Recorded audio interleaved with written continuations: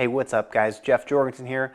I've been a rescue swimmer instructor for the past 4 years. I'm now going back to the fleet, going back to flying, going back to hopefully doing some fun stuff. This video I'm going to talk about the past 4 years, actually really the past 11 years of my career, and questions that you guys have asked me on a video that I posted about, do you have what it takes to be a rescue swimmer? And we're going to do it right now.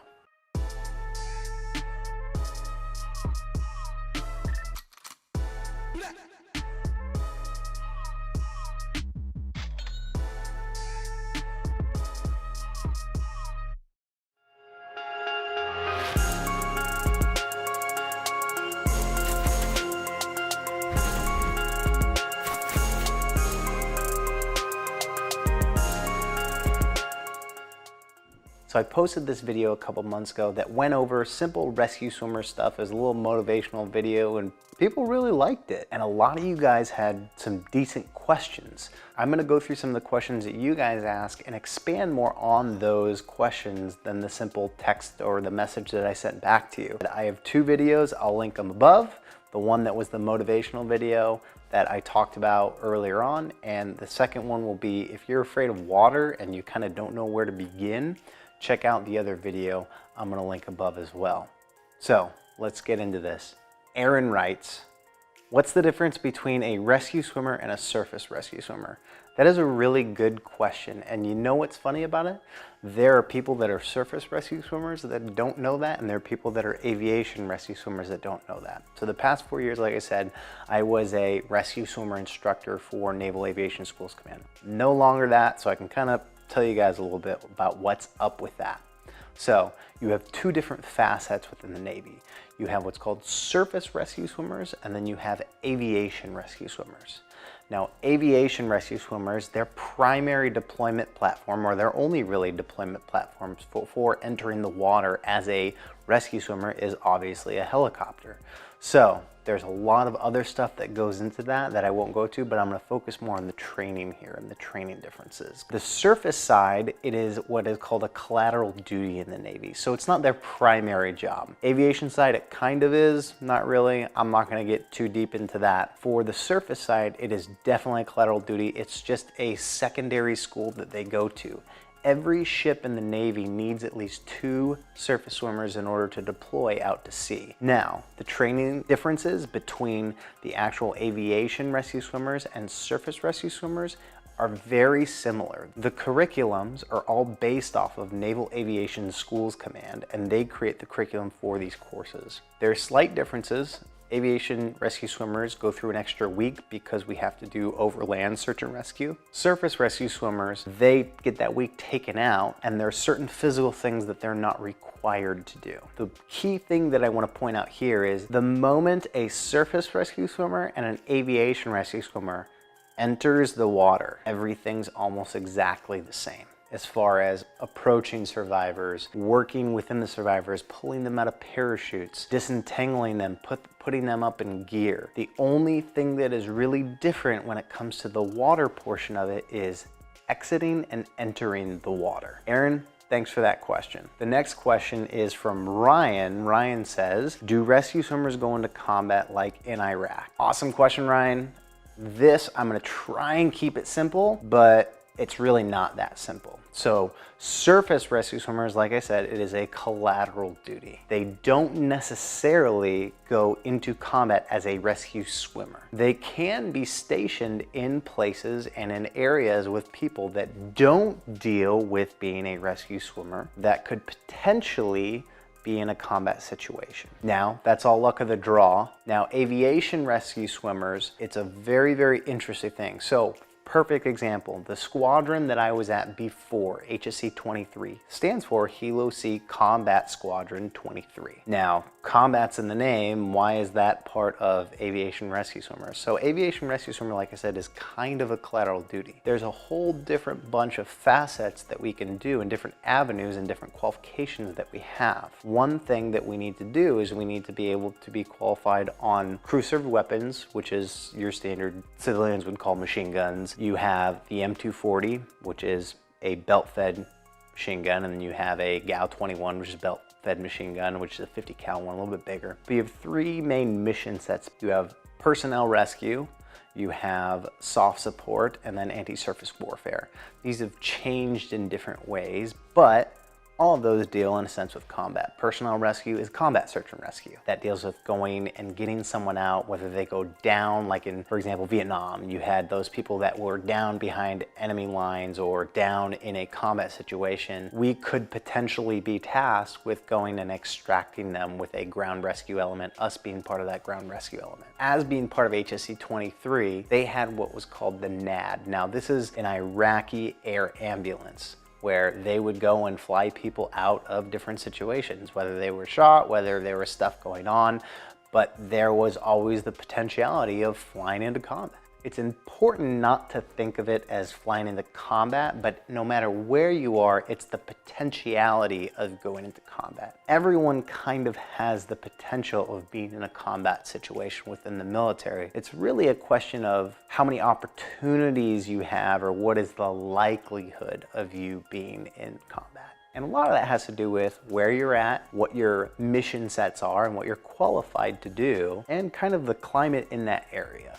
That was an awesome question, Ryan. Love it. Title IX. All right, I love this guy. Title IX says, I've been training for this for several years now, talking about the video being a rescue swimmer. And I can't think of anything I want more than becoming a Navy rescue swimmer. Is a rescue swimmer a job that you can pick when you enlist, for example, like a combat medic in the Army? Or do you have to meet certain requirements in the Navy before joining? Awesome question. And I think what you're getting at is, can you pick aviation rescue swimmer? Now, again, going back, surface rescue swimmer, you can't pick coming in. It's something that's more of a, this ship needs a surface swimmer, so we'll send these people because they're physically qualified. Aviation rescue swimmer, what they call AIRR, and I'll put a link down below on where you can look more information up as far as Navy recruiting wise goes. You can. There are entry requirements that you need to meet. There's a PST that you have to take, that you have to meet the minimum, and this is minimum, mind you, people that come in with these minimum scores don't necessarily pass the school. We see it all the time, even on the surface side when I taught surface rescue swimmers. If you have someone with those minimum scores, they're not, the likelihood of them dropping or hurting themselves or something like that just astronomically skyrockets. But it does happen. Now, you can pick this job. You have two different, what they call rates, or in the Army, they call them MOS or MOSs. We call them rates. You have AWS and then AWR. AWS is a Sierra, or they fly an MH-60 Sierra aircraft, which is basically a retrofitted Black Hawk. And then the Romeo side of the house flies in what is called MH-60 Romeos, which is a different subset of it. Now, what's the difference between the two? Romeos focus more on their mission set of sub-hunting and surface warfare and things of that nature. The Sierra side of house deals more with transport, insertion, and extracts. Now, what do I mean by that? Do Romeos do search and rescue? Yeah, they do. You can come in as a AW is what they call it. And then once you graduate rescue swimmer school, you get basically a selection of Romeo or Sierra. Now, I don't know how they do it there, but when I went through 10, 11 years ago, depending on your test scores and opportunity, you got chose on ranking. Most people wanted to go Sierra because Sierra guys, there's a bigger opening within the actual platform, meaning there's all this space that you can use. It has a bigger lift capacity because they're not carrying a bunch of electronics, and they get all the cool duty stations when it comes to Station SAR assets. So, for example, I have a couple buddies up in Whidbey Island, Station SAR. They're on their shore duty tour, but they get tons of rescues out there. They're primarily tasked, or Sierras are primarily tasked, can't even speak today, with being in those Station SAR assets. And more than likely, when it comes to a choice, if let's say a Romeo comes in for, and a Sierra platform both come in for a rescue, more than likely the Sierra will get the priority. That being said, Title IX, keep killing it. Make sure you keep it in shape. If you have more questions about that, please feel free to ask me as far as what you kind of need to prepare for and what you should really do to get ready for this. All right, we got someone who is actually in the Navy now that posted a question, Joshua Allen. Joshua Allen says, I'm already enlisted as an undesignated seaman, or what we call an undez seaman, but I want to strike rescue swimmer. Would that be difficult? Awesome question. Now you have a couple different ways of doing this. So if you're in the Navy, go ahead and listen up. If you're not in the Navy, this might seem like weird jargon to you, but it's good information to know. When you're in the Navy, you obviously have your rate, which right now you don't, you're undesignated, and then you have qualifications. Technically speaking, rescue swimmer is a qualification. Now, you can, once you get that qualification, you will be designated as a rescue swimmer. You can't strike rescue swimmer because it's not a rate as a surface swimmer. Now, if you want to go as an aviation rescue swimmer, yes, that's all dependent on quotas and your community and a whole bunch of other plethora of external factors that a lot of which are outside of your control. The best thing you could do is get in contact with your career counselor, see what they have to say about it, and see if they can work with you on getting a package ready. I've had surface rescue swimmers that I have taught that wanted to change their rate. They wanted to do a cross rate change into AWS.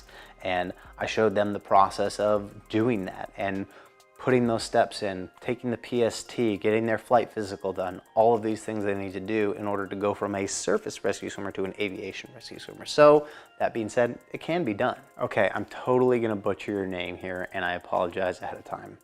Dejana, I hope that's right.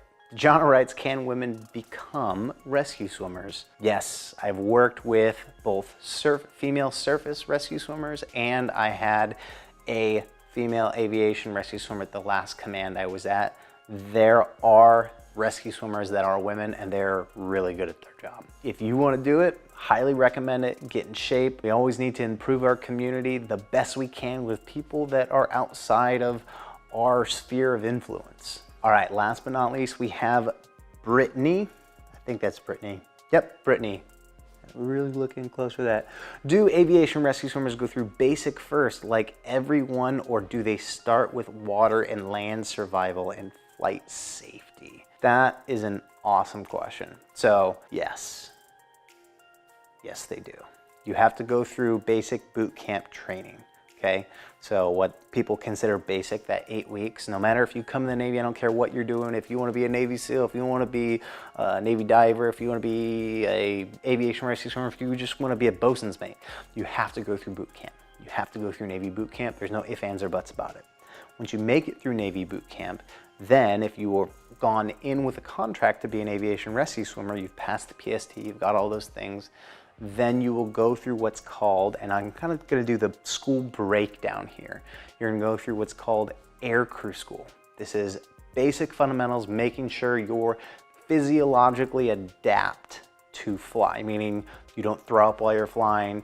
You can go through the helo dunker is what they talk about. You'll see it'll spin upside down and flip. You got to work your way out blindfolded, stuff of that nature. Then from there, you're going to go to Rescue Swimmer School once you graduate Aircrew School. Rescue Swimmer School is where you see a lot of the attrition rate. That's where people will quit or they'll make it through, and that's one of the hardest points within the actual pipeline. Now, with breaks within classes and holds within classes and stuff like that, you're looking about 2 years, a year and a half to 2 years before you get to your squadron or your permanent duty station at your squadron. Seems like a long time. However, and also once you get there, you're not fully qualified. You have to get qualified in all these mission sets. Now, taking a step back and going back to where we were at, graduated Rescue Swimmer School. Now you go to AWA School. You either go to Romeo or you go Sierra, okay? From there, you go to your Platform A School and you learn about your platform. That could be, I believe it was 5 weeks, and then it was, I think, 6 months. The Romeos are a little bit longer because they gotta get technical with it. They deal more with computers. Then you have Sierras that a little bit shorter, and then they go to what's called the RAG. So once you graduate AWA school, you go to the RAG, or Fleet Replacement Aircrew FRAC is what they call it. FRAC is where you put everything you learned together in the prior schools together and you start flying. You learn about jet mechanics, you learn about how hydraulics work, you have to learn everything about the helicopter and how it's all put together. So if something goes wrong, you also have to troubleshoot that. You're not just a rescue swimmer, you have to eventually become a crew chief, which knows a lot about the aircraft, what kind of engines you have, what operating speeds they run at, what the cable limits are, what's the different speeds of this and that, and if I'm a little drop of fuel, this is the route that I take all the way to the engines, and suck, squeeze, bang, blow. You have all these things that you have to learn. It's usually about 6 months long. The best way I could ever describe it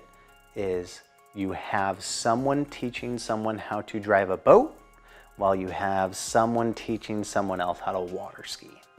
The water skier is you learning, and the person that is learning how to drive the boat is a brand new Navy pilot that they're putting through the RAG at the same time. Yeah, it's a lot of fun. Once you graduate there, you are now pretty much good to go, but not really. You have to then go through your syllabus when you get through the squadron to get winged, so get your aircrew wings, those wings of gold that everyone talks about, and to get qualified in your different mission sets. The moment you get there, you are a qualified rescue swimmer. You can still save people. However, the training is never done in our community. You're always learning something new. There's always some new mission set coming out. There's always something that you gotta know. There's always something changing. It breeds within our community to push ourselves and to learn as much as we can. If you guys have any more questions for me, please leave it in the comment section down below. If you guys want me to do a video on some other things related to rescue swimmer stuff, again, leave it in the comment section down below. Hit me up, make sure you subscribe, hit the bell option, and we will check you next time.